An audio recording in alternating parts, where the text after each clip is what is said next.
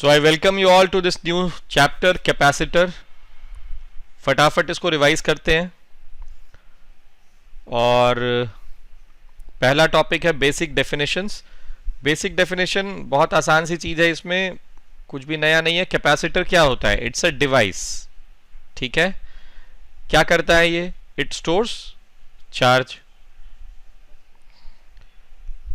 अगर आप देखेंगे तो अरेंजमेंट कैसा होता है, दो कंडक्टर्स लिए जाते हैं, ठीक है, और इसको हम यहाँ पर एक बैटरी से कनेक्ट करते हैं and the charges appearing on the battery and the charges appearing on the conductors will be plus Q and minus Q and this Q is proportional to the potential difference V and Q is equal to C times potential difference V। ये होता है। पर मैं आपको एक और perspective देता हूं इसका। अगर आप पूरे कंडक्टर को देखेंगे, दोनों कंडक्टर्स को, तो यहां पर नेट चार्ज 0 होता है। तो टेक्निकली हम ये भी कह सकते हैं कि कंडक्टर एनर्जी स्टोर करता है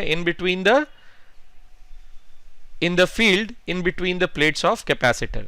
तो यहां पर जो इलेक्ट्रिक फील्ड होती है, इस फील्ड में ये एनर्जी स्टोर करता है, और वो एनर्जी क्या होती है ये हम सब जानते हैं, हाफ CV स्क्वायर, या it is Q square by 2C और इट इज QV बाई 2।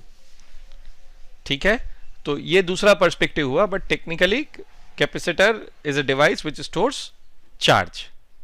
ठीक है, now comes the next thing, parallel plate capacitor. इसका एक्सप्रेशन क्या होता है?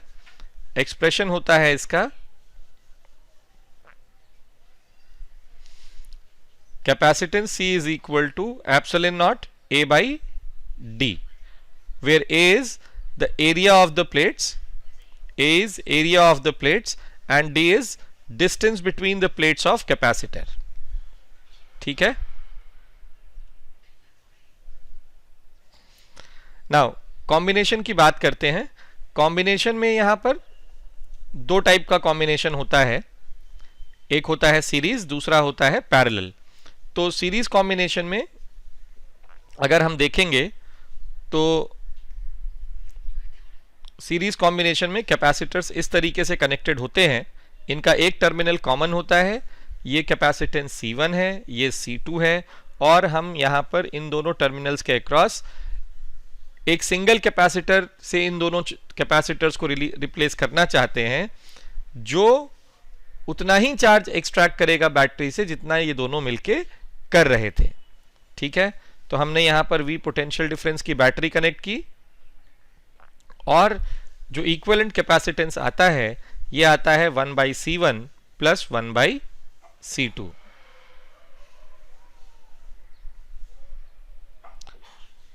ठीक है, तो what is C1?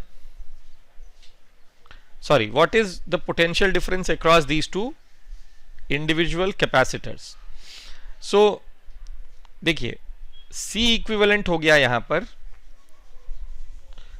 C1 C2 upon C1 plus C2। ठीक है, चार्ज क्या हो जाएगा? चार्ज हो जाएगा C equivalent multiplied by potential difference V, और V1 की वैल्यू हो जाएगी, the charges appearing on the plates will be same, right. तो V1 हो जाएगा Q बाई C1 और V2 हो जाएगा Q by C2। So V1 will be C2Q upon C1 plus C2 and V2 will be C1Q upon C1 plus C2। अगर आप इन दोनों के बीच में रेशियो भी देखना चाहते हो V1 बाई V2, तो it is proportional to C2 by C1। So potential difference gets divided in the inverse ratio of the capacitance. हमको ये भी समझ में आता है यहां से। ठीक है, तो ये तो बात हो गई सीरीज कॉम्बिनेशन की। पैरेलल की बात करते हैं अब। पैरेलल में कैपेसिटर्स के प्लेट्स एक दूसरे से इस तरीके से कनेक्टेड होते हैं, so the potential difference across the plates of each capacitor is same. So if this is C1, this is C2, तो यहां पर हम बैटरी लगाते हैं पोटेंशियल डिफरेंस V का, और जो चार्जेस अपीयर करेंगे वो यहाँ पर Q1 होगा, यहाँ माइनस Q1 होगा, यहाँ प्लस Q2 होगा, यहाँ माइनस Q2 होगा। किरचॉफ्स लॉ लिखेंगे हम हर एक के लिए, तो Q1 will be equal to C1 into V और Q2 will be equal to C2 into V। The values of the ratio of these two charges will be in the direct ratio of the capacitances, ठीक है। और C equivalent जो आएगा यहाँ पर वो आता है C1 प्लस C2। आप लोग को समझ आया होगा ये अभी, ठीक है। तो ये हमने कॉम्बिनेशंस देखे। अब हम बात करते हैं एक्सप्रेशंस ऑफ सिलेंड्रिकल कैपेसिटर की, ठीक है। तो सिलेंड्रिकल कैपेसिटर का कैपेसिटेंस होता है C is equal to 2 pi epsilon naught L upon ln of R2 by R1। मैं इसको ड्रॉ करके दिखा देता हूं आपको ताकि समझने में आसानी हो। It's a rough figure, so excuse me for not so good straight lines. ये एक सिलेंड्रिकल कैपेसिटर हुआ। The length of the capacitor is, the length of the cylinders are L, and this is R1 and this is R2, right? तो R2 is the outer diameter, outer radius, और R1 is the inner radius of the inner cylinder।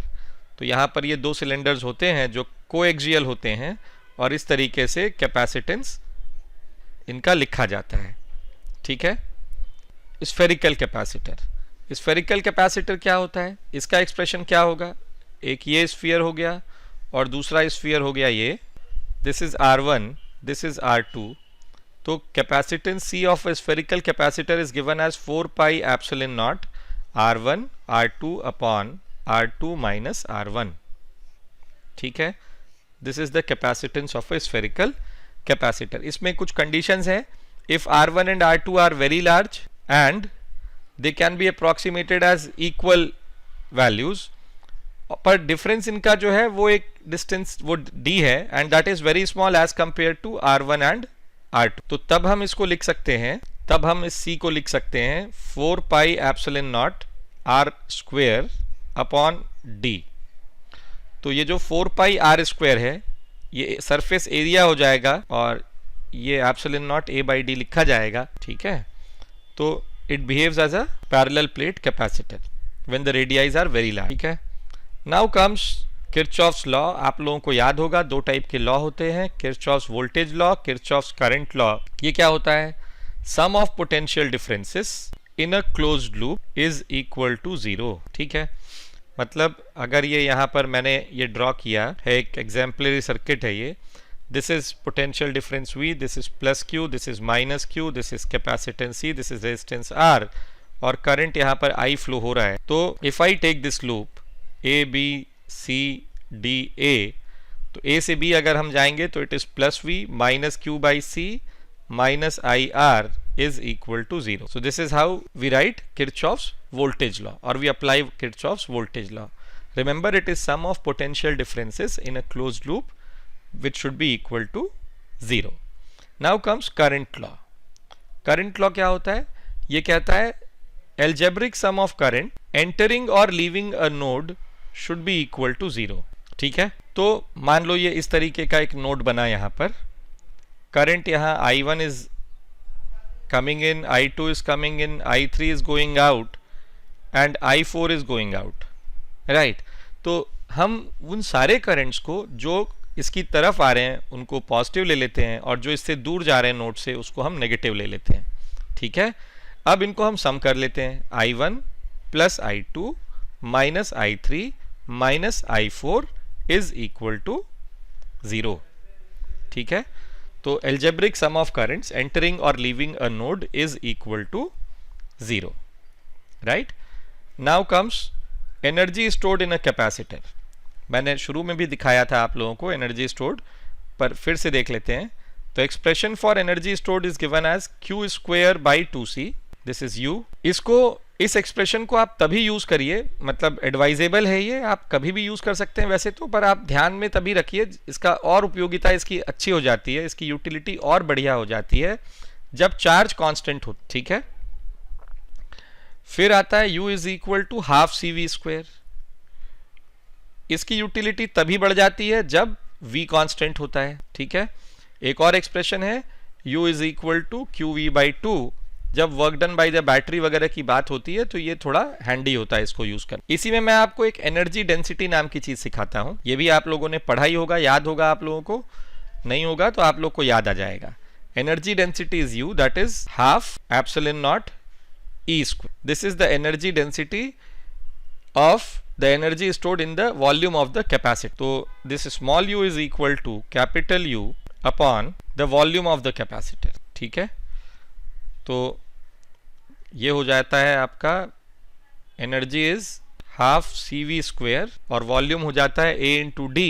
जब आप solve करेंगे तो आपको ये मिलेगा। अब ये जो एनर्जी डेंसिटी है ये आप इलेक्ट्रोस्टैटिक्स में कहीं भी यूज कर सकते हैं इस एक्सप्रेशन को। अगर आपको इलेक्ट्रिक फील्ड मालूम है और आपको एनर्जी डेंसिटी यूज करके आपको एनर्जी निकालनी है किसी गिवन वॉल्यूम का, तो आप इसका उपयोग कर सकते हैं, ठीक है। जैसे मैं आपको एक छोटा सा एग्जाम्पल भी दे देता हूं इसका। सपोज करिए एक पॉइंट चार्ज है, हमें बताना है कि R रेडियस तक कितनी एनर्जी स्टोर्ड है इसमें। तो हमको मालूम है energy density is half epsilon not E square. अब E क्या होता है, छोटे से चार्ज का E होता है KQ/R स्क्वायर। तो ये कैपिटल R रेडियस तक मुझे चाहिए था ये। तो हमने क्या किया, एक पहले तो स्मॉल r रेडियस का स्फीयर ले लो, यहाँ पर फील्ड लिख लो और इस छोटे से वॉल्यूम में एनर्जी देखो और फिर उसको स्मॉल r का फंक्शन बना के इंटीग्रेट कर दो। तो इस वॉल्यूम में जब हमने देखा dV, ये वॉल्यूम है, तो ये आएगा 4πr स्क्वायर dr, ठीक है। तो अब u लिखेंगे हम small u into volume 4πr square dr। ये हो गया 1/4π एप्सिलॉन नॉट का whole square into Q square upon R power 4, ठीक है। ये E स्क्वायर हुआ into epsilon naught divided by 2 into 4πr square dr, ठीक है। तो ये 4πr स्क्वायर यहाँ पर 2 मिल जाएगा हमको, ये 4π एप्सिलॉन नॉट r स्क्वायर, तो ये पूरा कैंसिल हो जाएगा। एक ये 4π एप्सिलॉन नॉट r स्क्वायर यहाँ बचेगा। तो u इज ये du है, this is Q square dr upon 8π epsilon nought r square. इसको इंटीग्रेट करते हैं हम 0 से u तक और इसको 0 से कैपिटल R तक। तो यहाँ से u की वैल्यू मिली हमको। अब हम बात करते हैं इफेक्ट ऑफ डाइलेक्ट्रिक की।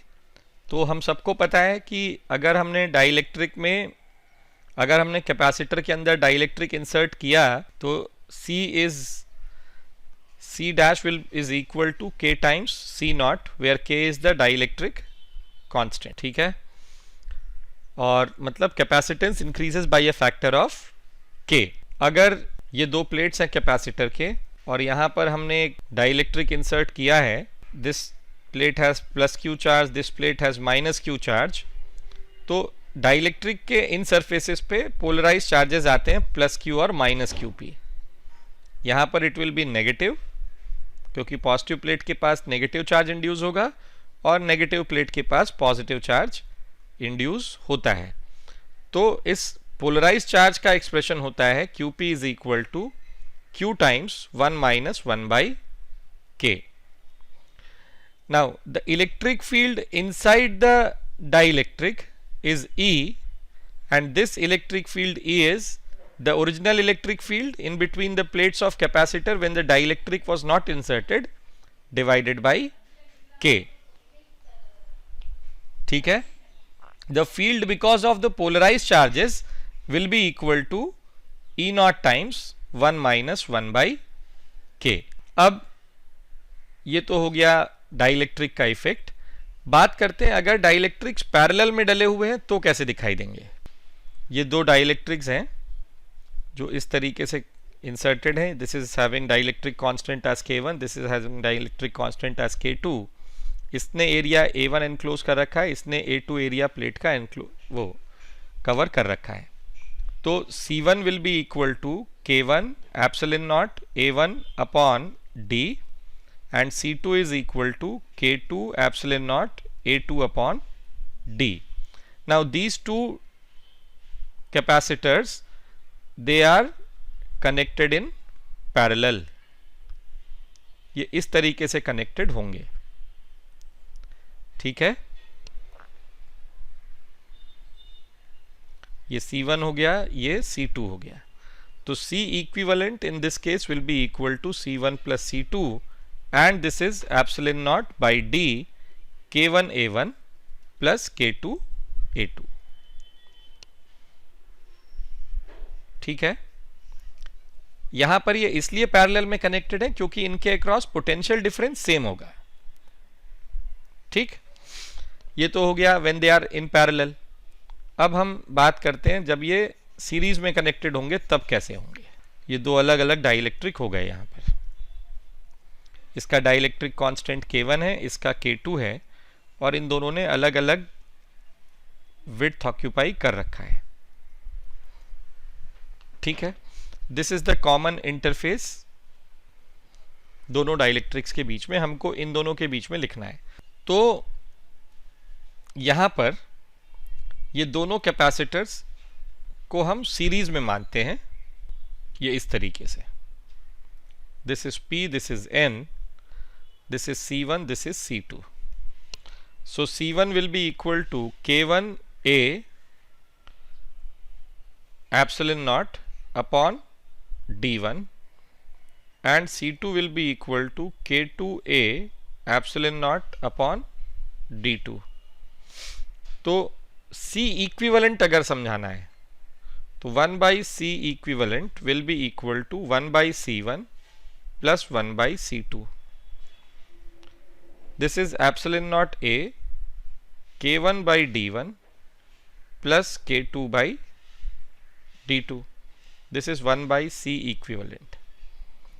तो अगर 1 by C equivalent is equal to D1 upon K1 A epsilon naught plus D2 upon K2 A epsilon naught, ठीक है।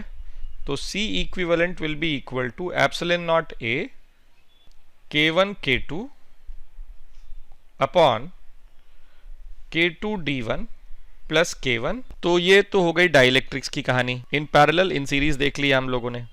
अब हम बात करते हैं कुछ सर्किट सॉल्विंग टेक्निक्स की। तो पहला टिप है इसका, charge is conserved in isolated plates. इसका क्या मतलब हुआ, ये मैं रिवाइज करवा रहा हूं, आप लोगों ने ये सब ऑलरेडी कर रखा होगा। सपोज करो ये दो कैपेसिटर्स हैं और ये दोनों पोटेंशियल डिफरेंस V से कनेक्टेड हैं। ये कैपेसिटेंस का कैपेसिटर है C1 और ये इसका कैपेसिटेंस है C2।